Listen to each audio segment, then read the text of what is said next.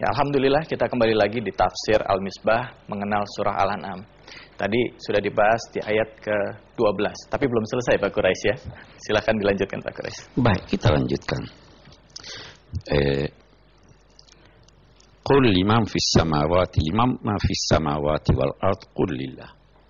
Tanyakanlah, milik siapakah apa yang ada di langit dan di bumi? Jawablah bahwa itu milik Allah. Kataba ala nafsihir rahmah. Allah menetapkan atas dirinya rahmat kasih sayang. Semua yang ada di langit dan di bumi, di alam semesta ini dikelola oleh Allah atas dasar rahmat dan kasih sayang. Tidak ada yang tidak dapat rahmat. Oke, itu satu. Ada hal yang menarik di sini. Dalam sekian banyak ayat Al-Quran, Allah menyatakan bahwa rahmati wasi'at kulla syai'. Rahmatku mencakup segala sesuatu. Tidak ada yang tidak dapat rahmat Allah. Nah, tapi dia katakan, siksaku menimpa siapa yang aku kehendaki. Kalau demikian, rahmat itu yang dominan. Saya mau beri contoh supaya lebih jelas. Air itu selalu mencari tempat yang rendah atau tidak? Itu sifat dominan air, ya kan? Bisa tidak air naik ke atas, muncrat ke atas? Nah, bagus. Bisa kalau ada faktor di luar air yang menjadikan dia muncrat ke atas. Nah, bagus.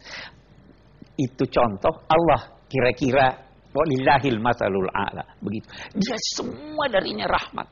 Tetapi kalau ada siksa, maka itu sebenarnya bukan datang dari sifat Allah yang rahim, tetapi itu disebabkan karena yang bersangkutan. Ya kan? Sama air. Ya karena ada dorongan dari bawah, dia muncrat ke atas. Kalau tidak ada dorongan, dia akan terus cari yang rendah. Rahmati wasi'at kulla syai'. Kataba ala nafsihir rahmah, itu Allah. Itu dalam hadis dikatakan Allah memiliki 100 rahmat, 1 dia bagikan buat makhluknya. 99 ada sama dia. Oke, kita lanjutkan.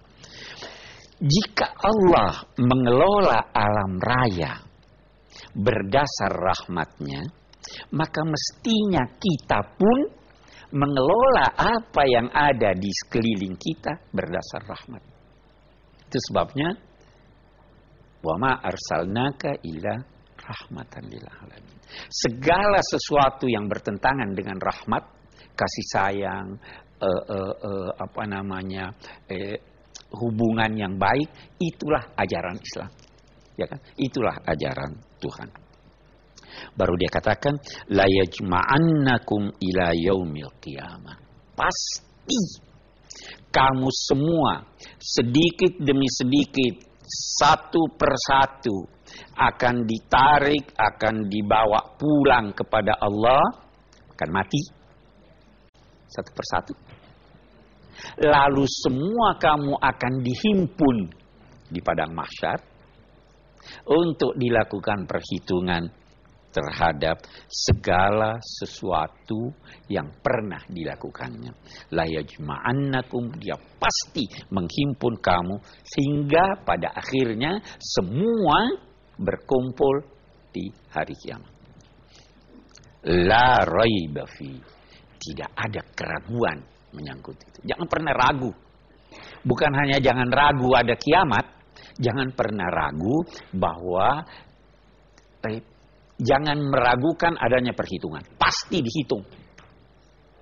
Pasti dituntut untuk mempertanggungjawabkan pilihan-pilihan Anda. Baru dia katakan, alladzina khasiru anfusahum fahum la yu'minun. Orang-orang yang rugi, merugikan dirinya, mereka itulah yang tidak beriman. Aneh ini. Mestinya kan dia katakan orang-orang yang tidak beriman itulah yang rugi. Ya, tapi di sini dia katakan orang-orang yang rugi dirinya, waktu merugikan dirinya, itulah yang tidak beriman. Apa maknanya? Kita lihat.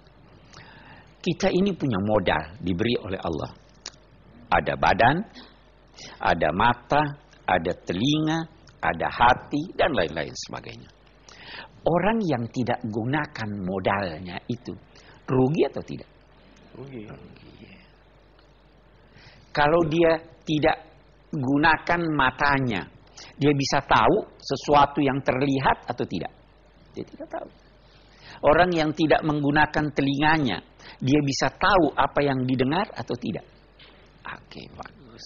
Untuk beriman, Anda perlu gunakan potensi Anda. Buka hati Anda. Buka mata Anda. Buka telinga Anda.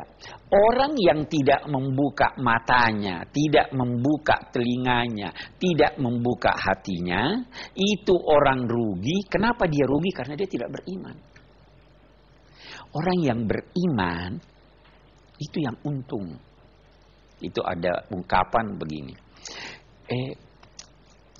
Siapa yang untung dan siapa yang rugi kalau dia tidak percaya hari kiamat? Saya beri contoh. Ada sorga atau neraka? Oke. Kalau Anda tidak percaya, ternyata memang tidak ada sorga dan tidak neraka, rugi nggak Anda? Tidak ada sorga, tidak ada neraka. Rugi nggak? Nggak rugi. Apa ruginya? Memang tidak ada sorga dan neraka. Ya kan? Paling tidak Anda masih untung karena Anda hidup dalam optimisme. Ya. Nah sekarang, kalau ada sorga dan neraka, padahal Anda tidak percaya, rugi nggak? Rugi. Situ Anda. Jadi orang yang percaya itu tidak ada ruginya. Iya betul. Nah, di sini dikatakan orang yang tidak menggunakan potensi yang dianugerahkan Allah kepadanya, itu orang rugi, dan orang yang rugi itu menjadikan dia tidak percaya. Oke, baik, itu maksud ayat ini.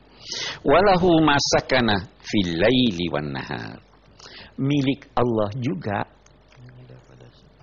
apa yang ada dan diam tidak bergerak